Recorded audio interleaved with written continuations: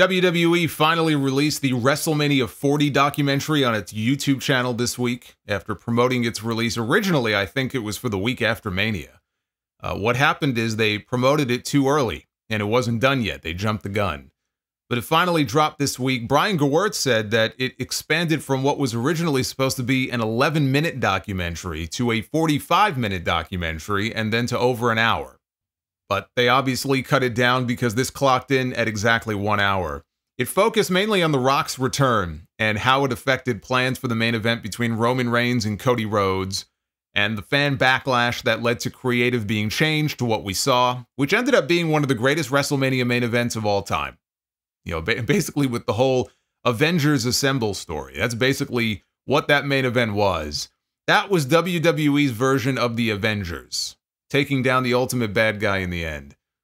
It was an easy way to kill an hour, but it was basically an hour of Rock coming in, blowing up a 2-year story that people were invested in, and then taking credit as the hero who saved WWE and saved WrestleMania by graciously stepping aside so that Cody could finish his story. People online have turned Rock into a meme where he takes credit for all sorts of things now, like he's Hulk Hogan. And some of them have been really funny. I mean, think about this, like what they are saying here and the way they've sort of positioned this. It would be like slamming into a parked car and smashing up the whole front end and then paying to fix the damage that you caused, and they throw you a ticker tape parade for it. Like, the car may look nicer than it did before, but there was nothing wrong with the car to begin with until you fucked it up. But it also left unanswered two of the most important questions I still had coming into this. One of those questions being, what stopped them from moving ahead with their plans for Rock against Roman at WrestleMania 39? Because Rock has said publicly on the Pat McAfee show that we were locked in. We were going to do Rock and Roman in Hollywood. It was locked in. But then he and Nick Khan and Vince McMahon, they couldn't agree on the story. So they agreed to put their pencils down and table it for some other time. Yet here in the documentary, they talk about the seeds for Rock against Roman being planted almost a decade ago, when Rock held up Roman's arm after he won the Royal Rumble in Philadelphia and they got booed out of the building. They tried to trace it back all the way to that. And then later on, of course, Roman becomes the tribal chief. He starts calling himself the head of the table. So it always felt like the seeds were there if they ever wanted to do Rock and Roman. Rock scripting his scene into the young Rock a few years ago with young Roman telling Rock to acknowledge me, and Rock saying, no, Dewey, or no, Joe, that's a match so big it can only happen at WrestleMania. You know, they felt like they were fucking with us. So the seeds have been there for a while now. If Rock was to decide that he wanted to come back one day to wrestle, it just felt like it was always going to be against Roman Reigns. And so they had the chance to do it in Hollywood, which would have been an appropriate place for it, and Rock said no. Ultimately, it was his call. It was The Rock's decision. If The Rock wanted to do the match, they would have done the match. You think WWE was going to say no to The Rock? So there was something about what they were coming up with that he did not like.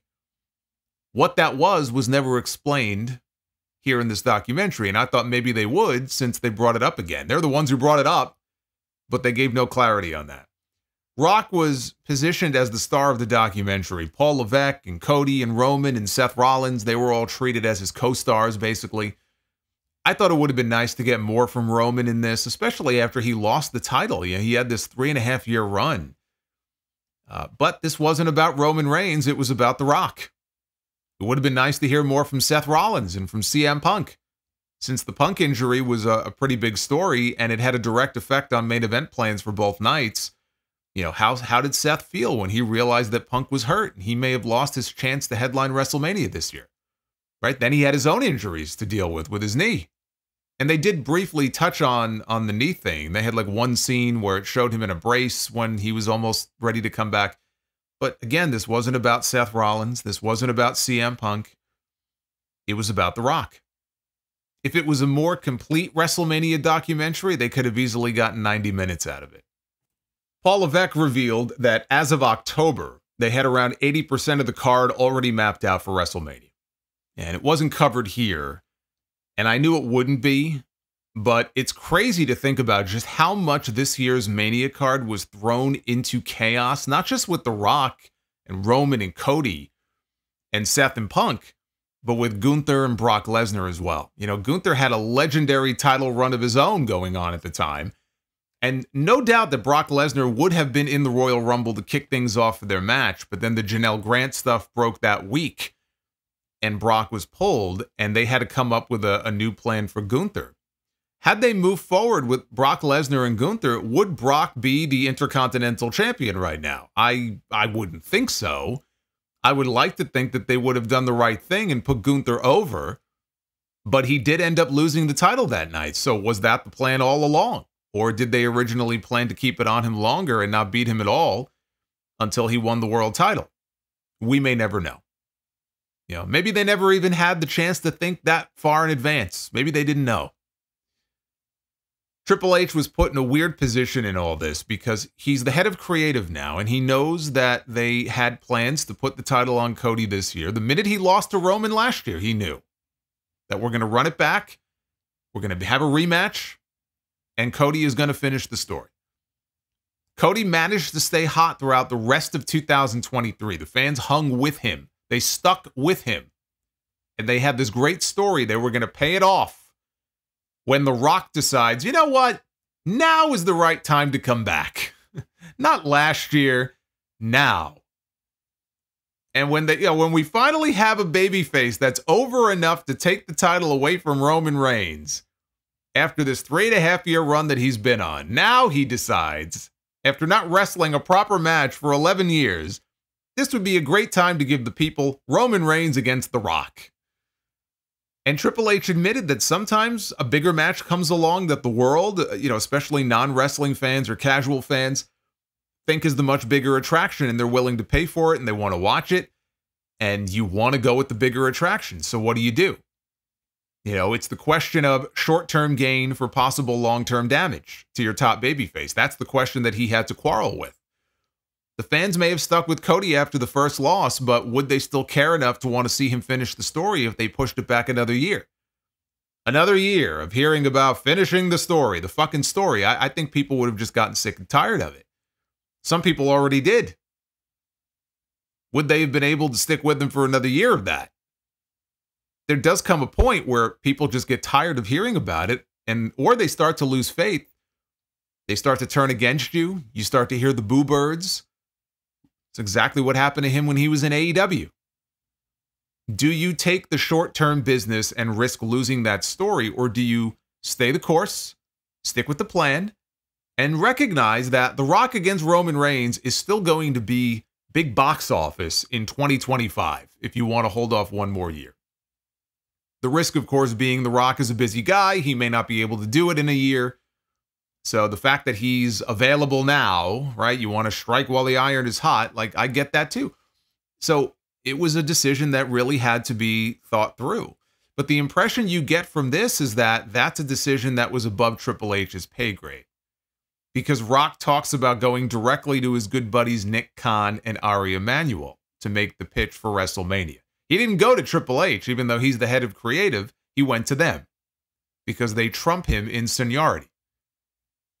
And whatever they decided, Triple H's hands were going to be tied. What if Triple H felt differently? What if he was like, man, we got this great story, Rock, let's hold off on this. He never had a chance to even make that call because he went over his head right to Nick and Ari, and whatever Nick and Ari were game for, that's what they were going to do.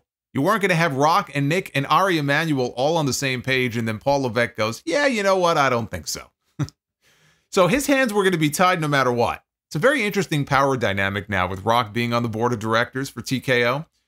I still feel like the minute Levesque falls out of favor with the powers that be, for whatever reason, maybe business starts to finally cool off, and there's no indication of that anytime soon, but if there's like a sudden business downturn or something, if I were him, I would be looking over my shoulder because I can see Rock running this show one day. Maybe we're talking years down the road, but I could absolutely see Rock, kind of working his way in there, and he's the guy running the show. It'll be Dwayne with Brian Gewirtz as his number 2. I'm just saying, I'd be looking over my shoulder if I were Paul Levesque. Rock said that he went out there on Raw on January 1st with Jinder Mahal to test the waters when he dropped that line at the end of the promo about how maybe I should sit at the head of the table. And the fans went nuts for that tease, and that's when he knew. He said, that's when I knew. We were all systems go. They were in discussions about WrestleMania before that, though. They of course, the fans were not going to boo that announcement. He played it up like, and it wasn't even an announcement, it was a tease, but of course they were going to go nuts for it. He played it up like, I just have to know. I have to know if the fans are going to respond to that. Like, you don't go out there and drop that kind of tease unless you are committed to doing the match. So I don't buy that, well, we didn't know for sure if we were going to do it, or like, they knew. They knew. Levesque said that he told Cody the afternoon of the Royal Rumble about the new plan for Rock against Roman at WrestleMania, and he told him, don't tell anybody else, but just still play it up like you were getting the shot, put on a happy face. You could tell just from listening to Cody in this that it was soul-crushing for him. You know, to be right there and to just feel it slipping away because the old guy is back, the old star is back to take your spot. That's a bitter pill to swallow. But they went through with their plan to have Cody win the Royal Rumble, and that was another question that a lot of people were asking. If you knew that the plans had changed, why would you not only still have Cody Rhodes win the Royal Rumble, but when he wins the Royal Rumble, you have him point up at Roman Reigns in the skybox and all but tell people that he is choosing Roman for WrestleMania? Because that's the impression you would have been left with going off the air that night. And Levesque answered that here. He said that he felt that if Cody would have lost the Rumble, it would have damaged him. So he wanted to give him the win. I don't think Cody would have lost anything being eliminated in the end by CM Punk. You know, they were the two most obvious choices, but in hindsight, boy, are they lucky they didn't have CM Punk win that Royal Rumble. They admitted that the original plan was for Punk to challenge Seth Rollins at WrestleMania for the World Heavyweight title. Punk wasn't 100% sure, but he told Ariel Helwani the same thing a few months ago, that he was of the belief that WrestleMania was going to be him and Seth headlining night one had he not gotten hurt. One thing I didn't realize at the time, but watching it again here, it really hit me watching Cody come out on Raw after the Royal Rumble and talk about how challenging the last 48 hours were for him and how the fans would never know how much he needed them on Saturday. And he said this with tears in his eyes. He was getting emotional. We didn't realize it then, but he already knew.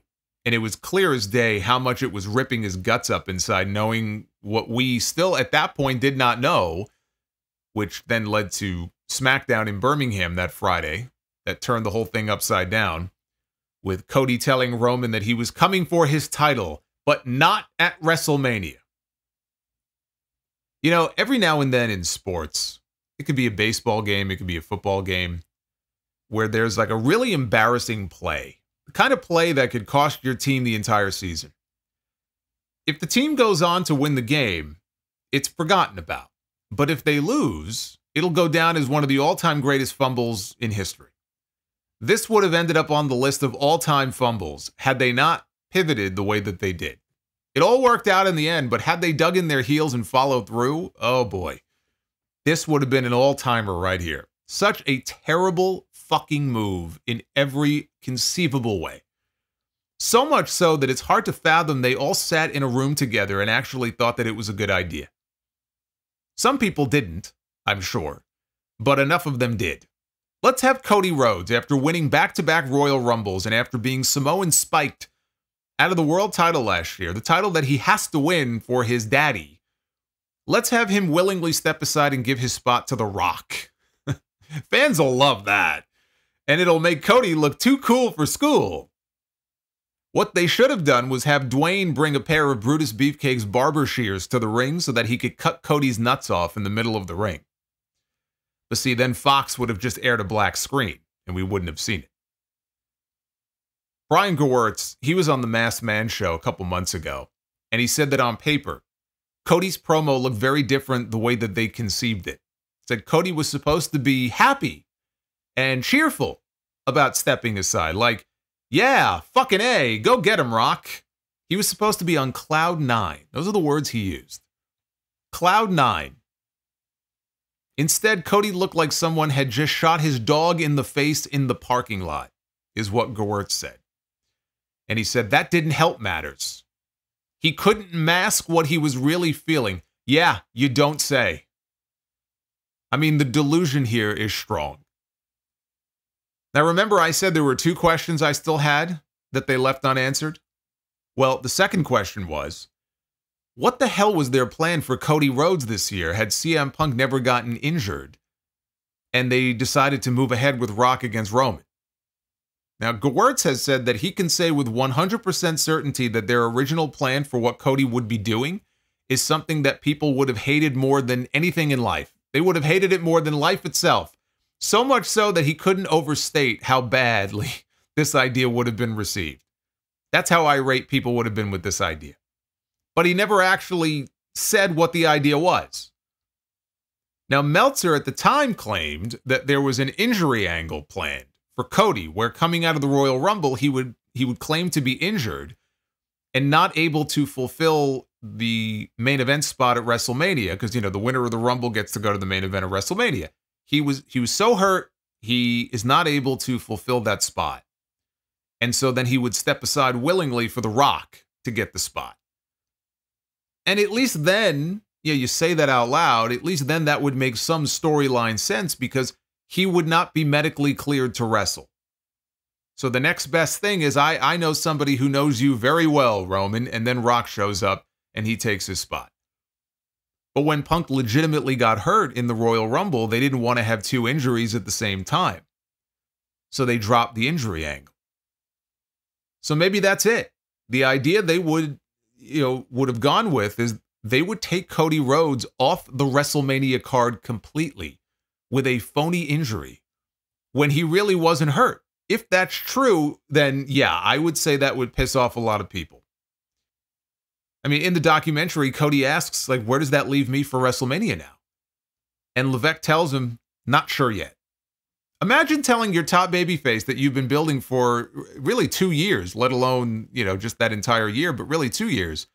And imagine telling that person 2 months before WrestleMania, don't know, not sure yet. We'll have to get back to you on that. But Punk did get hurt. And the idea was to go to Cody and Rollins instead for the World Heavyweight title, even though that was not the title that Dusty fought for.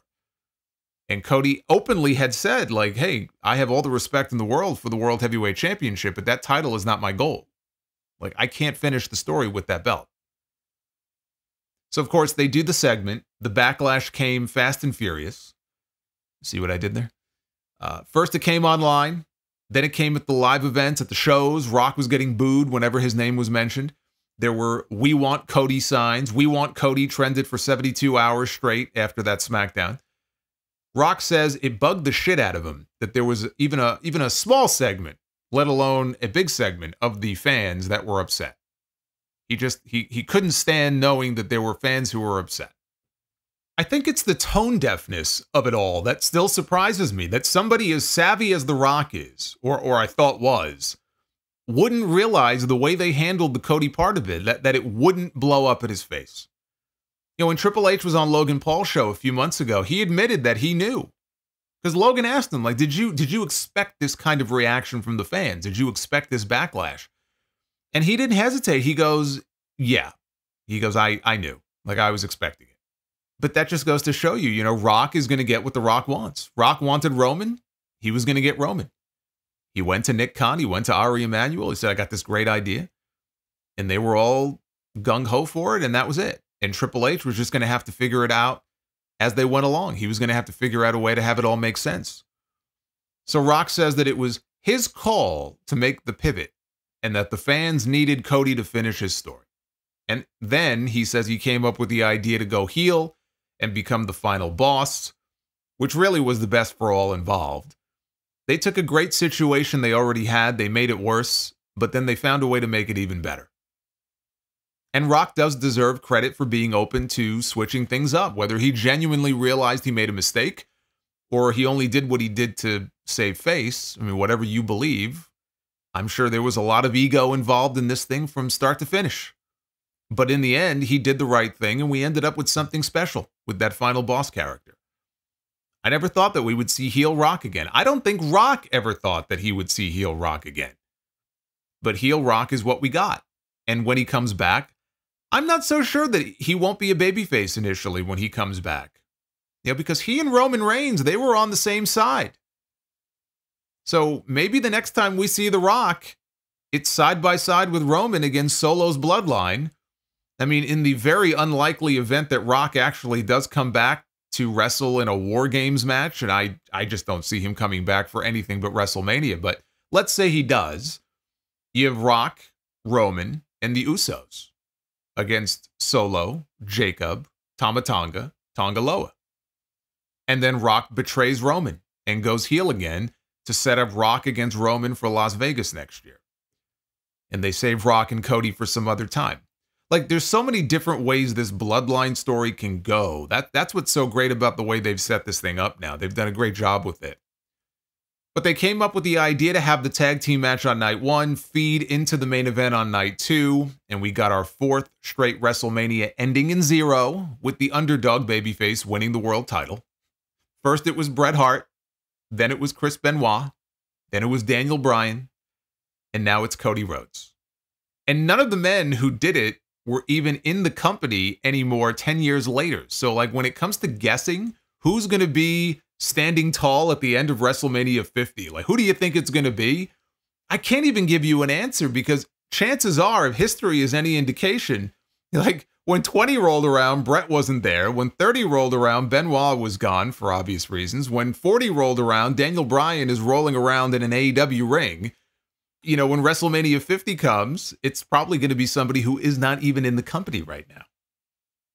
So this definitely felt a little self-indulgent when it came to the Rock stuff. They could have included more comments from people like Roman and Seth. They didn't break a lot of new ground. If you already knew the basic gist of how everything played out, I don't think you're going to learn a whole hell of a lot from this. But if you've got 60 minutes to spare and you enjoy the behind-the-scenes footage, that usually is my favorite part of these documentaries, just seeing some of the backstage stuff. You get a lot of that in this, then I would say give it a watch.